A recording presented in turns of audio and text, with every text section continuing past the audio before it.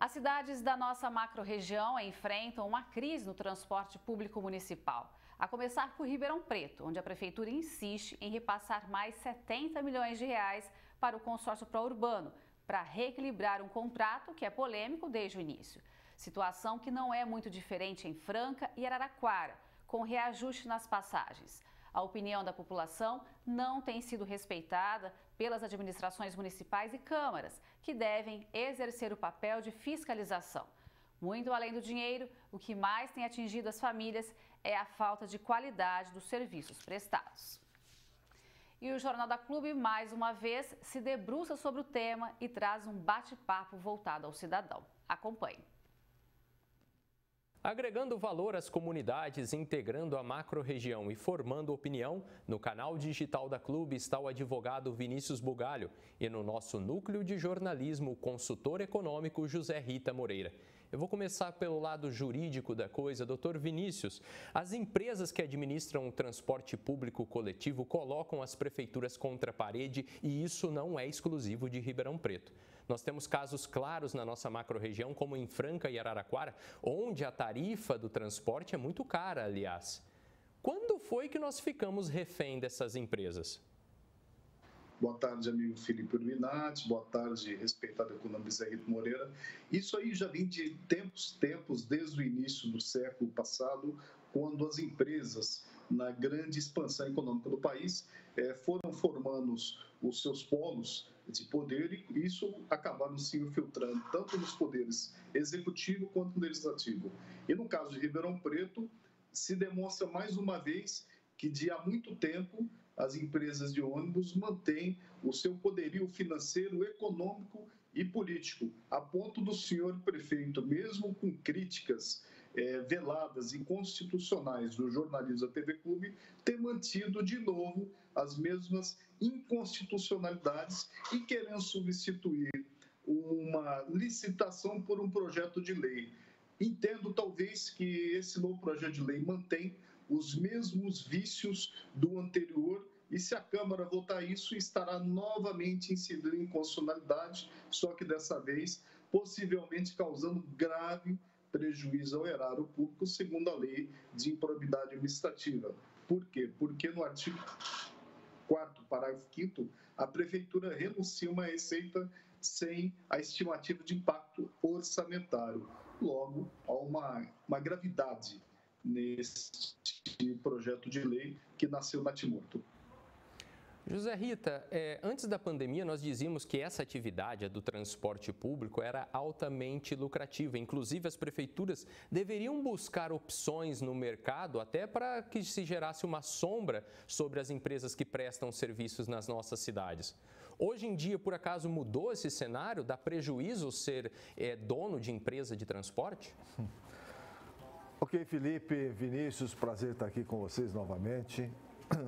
Felipe, eu acho que é uma questão de modelo, né? Acho que talvez o modelo não está legal. O modelo está nivelando por baixo. Ao invés das empresas procurarem trazer mais pessoas para serem usuários do serviço público, né? Com uma qualidade melhor de serviço, com ônibus melhores, melhor atendimento à população, tá? Como acontece em grandes centros, as pessoas deixam o carro em casa para ir de ônibus, né, desde que ele funcione. Não, estamos nivelando por baixo, fazendo o mínimo necessário sobre manutenção, sobre prestação de serviços. Tá? É claro que tivemos aí 2 grandes impactos nos últimos tempos, como a pandemia, que mudou totalmente as bases aí previstas, né, no orçamento inicial, com certeza.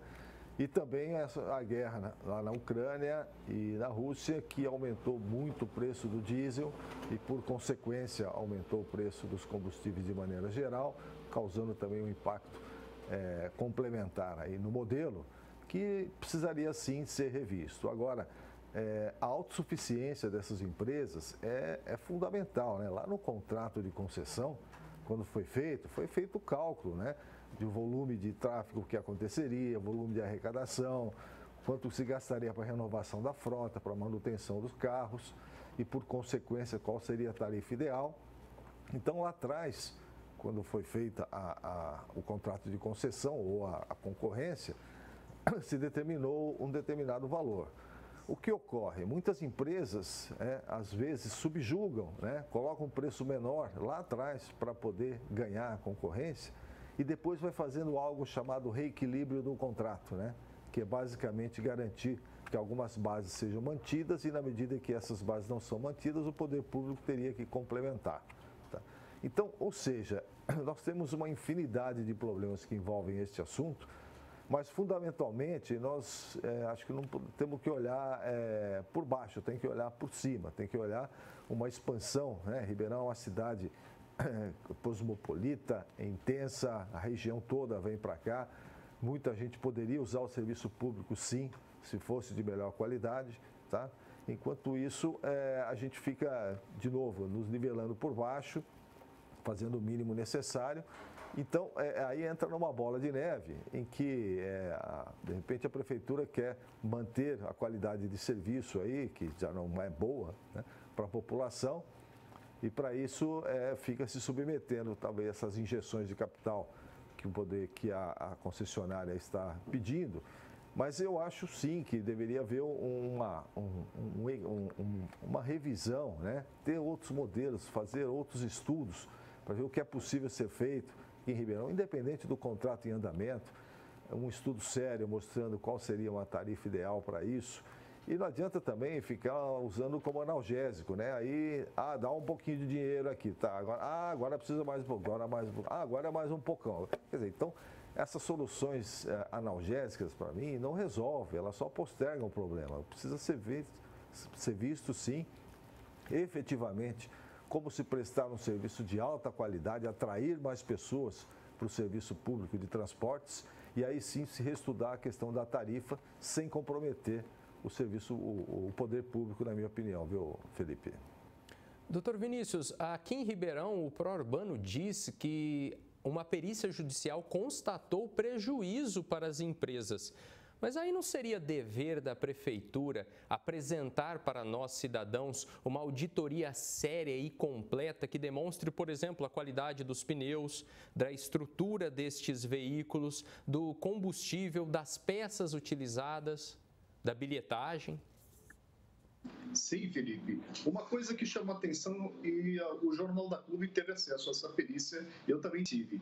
Ela conseguiu enfocar e colher elementos tão somente em relação às despesas do consórcio pró-urbano, mas as obrigações do consórcio pró-urbano, principalmente bilhetagem, como você disse, depreciação, ônibus usados, garagem própria, com aluguel ou não, e principalmente os valores de faturamento não chegaram às mãos da perícia judicial. E o mais interessante, essa empresa contratada pela Prefeitura de Ribeirão Preto também incorreu nos mesmos vícios, quebrando até normas de contabilidade e perícia pública e perícia judicial, as chamadas normas NBC, Normas Brasileiras de Contabilidade. Então, visionando melhor o que está feito, é um jogo jogado.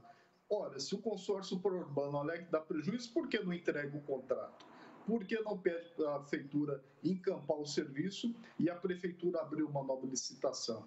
Ou seja, como disse o respeitado economista José Rita Moreira, está sendo aplicado um analgésico. Na verdade, eu já digo que é um remendo em pneus velhos que não são mais disponíveis para uso, e a situação jurídica do pró-urbano, ela também se amolda à mesma questão do remendo. Está sendo remendado, e agora o que é mais grave, uma coisa jurídica grave, ao invés de licitar no novo projeto de licitação, o novo processo licitatório, colocar o subsídio para toda e qualquer empresa do Brasil poder concorrer em igualdade de condições com o pró-urbano, o senhor prefeito municipal, chamando a responsabilidade para si, ele está querendo criar um subsídio sem estimar valores, condições, apenas falando em reuniões quase que mensais, de forma a manter o reequilíbrio de um contrato econômico-financeiro, o reequilíbrio econômico-financeiro de um contrato que tecnicamente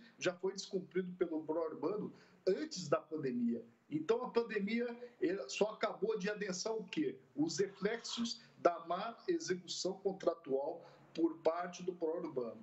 Há muito tempo que o Jornal da Clube tem dito por várias personalidades. Esse contrato já devia ter sido declarado a caducidade de longa data. Porém, o filtro de proteção, a camada de proteção que parte de prefeitos municipais e também da Câmara, que tecnicamente grande parte dos seus integrantes se omitem de uma forma até um pouco, digamos, assustadora, até de se perquirir a razão dessa omissão, é que faz chegar a esse ponto. Ações fabricadas pelo Poder Urbano e à frente, o que é importante dizer, está o Ministério Público apontando nas ações judiciais e também numa ação popular de um digno vereador, o porquê o Poder Urbano não pode continuar com este contrato.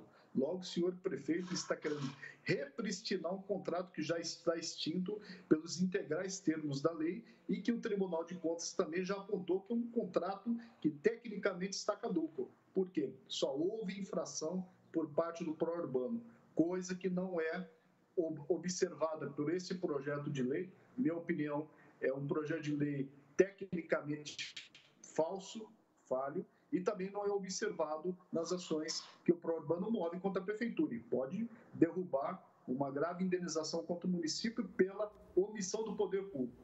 O Poder Público, inteligentemente, não quis fiscalizar o Poder Urbano todos esses anos e agora vem com esse remendo que não é possível ser utilizado nesta roda, nessa empresa que tecnicamente já está declarada a caducidade. Então, é um remendo muito ruim para a população de Ribeirão Preto e eu acredito que a população tem que ficar de olho nessa votação da Câmara.